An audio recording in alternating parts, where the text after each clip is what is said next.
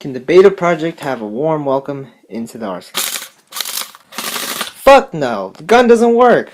Well, it doesn't feed, technically, but this is my new gun, the PTS Magpul beta project.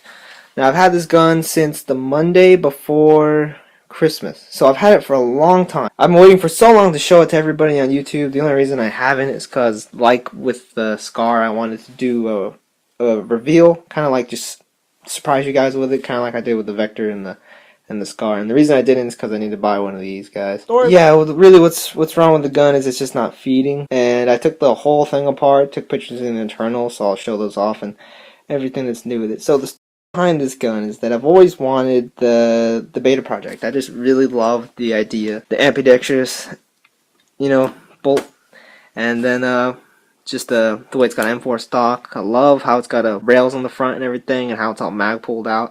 So I put my FG and my rail covers on it. And also I bought Scar type QD flash hider, which is currently on here. It should be on the Scar, but I'll get into that. I'm gonna go over the rest of the arsenal right after I'm done talking about this gun. But it's really custom. I got it for only $180. That's mad cheap. Mad cheap. This is I think a $400 gun new, maybe more. But the amount of internal work that's been put into it and new parts bumps it up to around $500 is what it's truly worth. But it's just not feeding, and that's really the only reason it's not a full video. If I took the whole thing apart and reassembled it, I got the semi-auto to feed fine, and it's not the max because this is the mag it came with, which feeds pretty well, and this is Zodiac's Dogs of War mag, and then this is a CYMA. It's a high cap, and they all do the same shit. The gun will fire, well, if you fire full auto, it's got a Matrix 3000 motor, so it's just really wicked fast and strong. In fact, check this out. Hold on. Yeah, so the metal mag sticks to the pistol grip because it is a very strong magnet. And I have a little internal video of the magnet sticking to bunch of screwdrivers and stuff. So this comes off really easy. It's been converted to Dean's by the guy who had it. I had to buy this LiPo. And then I also had to buy an adapter because I bought one, short-circuited it, couldn't get my money back, so I got another one. And I said, screw converting it to Dean's, I'll just get an adapter. So this is on the semi. This is full auto. For some reason, you gotta go all the way up and then back down. Real fast. So the condition of the gun, externally, not bad. I don't really care about these scratches. If anything, it being slightly scratched, treat the gun more like a real AK. Treat it kind of rough, and not worrying about every little scratch like I do with my other guns. The old LiPo I put in the Jelly S, and the Jelly S actually destroyed the battery somehow, so I'll get into that in a minute. So what the gun came with was just the gun, this really basic magazine, kind of straight. Came with the original AK-74 style flash hider.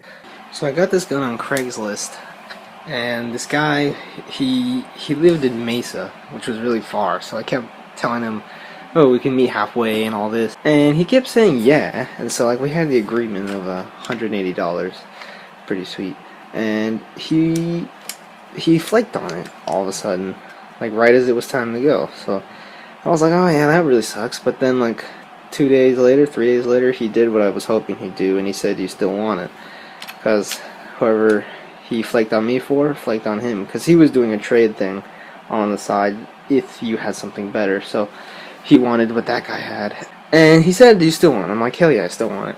So we made another plan to meet halfway, and then he flaked again.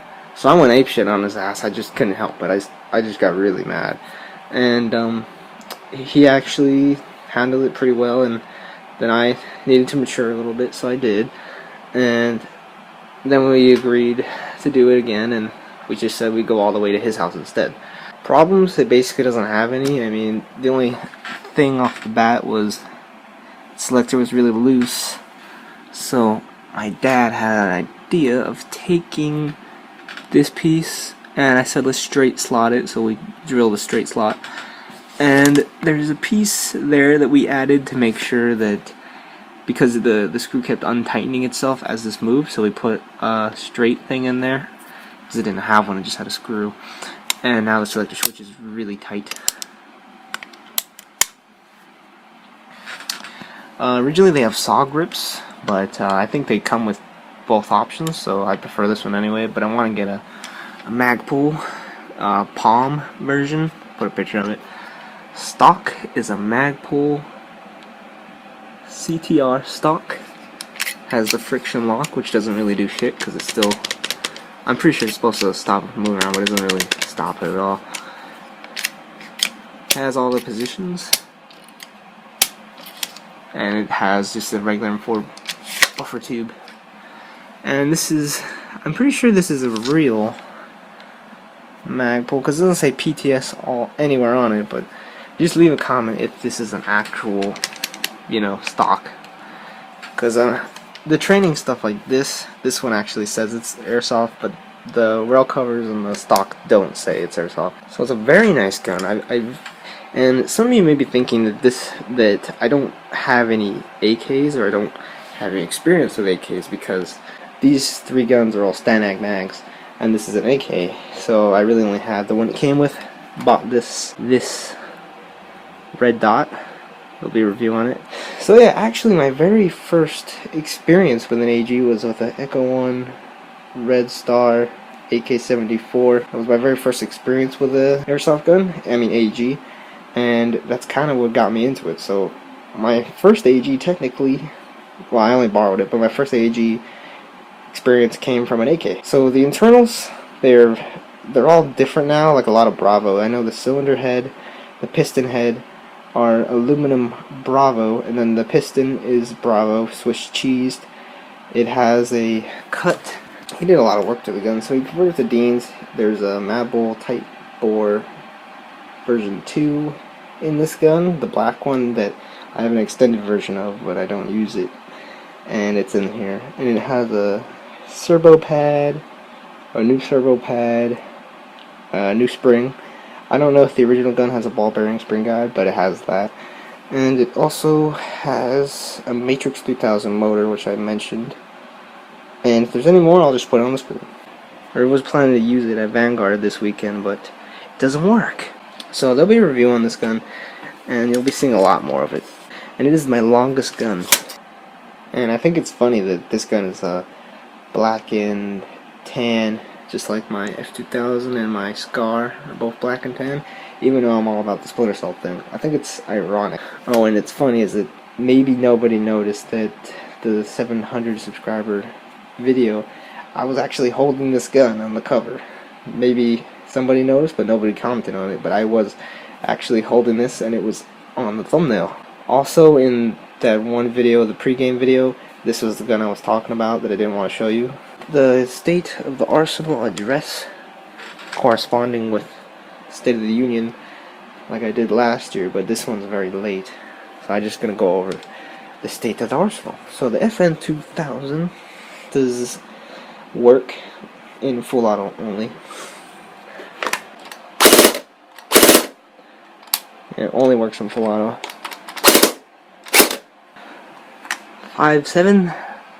There will be a new review coming out on this, even though I reviewed the gas blowback version, Zodiac's version of this gun, the old one. But I will do a new review because I found a lot of points to talk about. Glock 2023F. I got annoyed with the grip tape, so I took it all off except for right here. And I really like it again. The feel is just so much better. I kind of hated the grip tape. I don't recommend it anymore. The Novak, I made one change since the last time you saw it, and what I did was I crowned the outer barrel. Take a look at this. So it's the outer barrel along with the bushing are supposed to match up with this cut, and I'll put a picture of what a real crown looks like on a 1911. And I just didn't think it'd turn out looking like this because there's a huge difference. And I had it perfect. I had my dad do it, but he had it perfect. But I said go a little bit more, and it ruined the match right there. So it's uneven as hell. That's what it looks like, pretty bad. Grenade launcher. This grenade launcher can stand as its own airsoft weapon. It actually has a problem. Now this is a $170 launcher, so it really pisses me off that it has a problem already.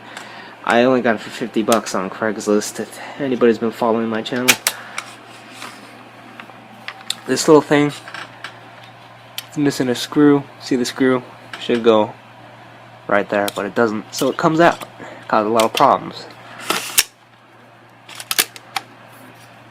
So that's what's up with the launcher. Really nice. It's too heavy though, but it's pretty cool. Don't have any gas to make an official review or video. When I get gas for... Ooh, that's cool. When I get gas, there will be a full review on the launcher itself. The VFC Scar L. I was saving this for last because I'm pissed about this gun. It's broken. It doesn't work. The wiring, you know, everybody knows the wiring in this gun is total garbage. But the trigger contacts, I'm positive they're burnt out or completely just trash, because when you put the battery in there, this actually happened at the end of the day during my last game. I didn't record it because the battery died on the camera, but it was the last game of the day and the trigger was just not responding half the time, and now the trigger doesn't respond at all. It'll just make, and the gun is broken, so I'm pretty pissed. You know, these are the highest level, so $400 gun, they both have problems. So that's what's up with Arsenal. Really, we're here about the beta project, and stay tuned because I'm going to be doing a review on the 5.7 and a review on the beta project.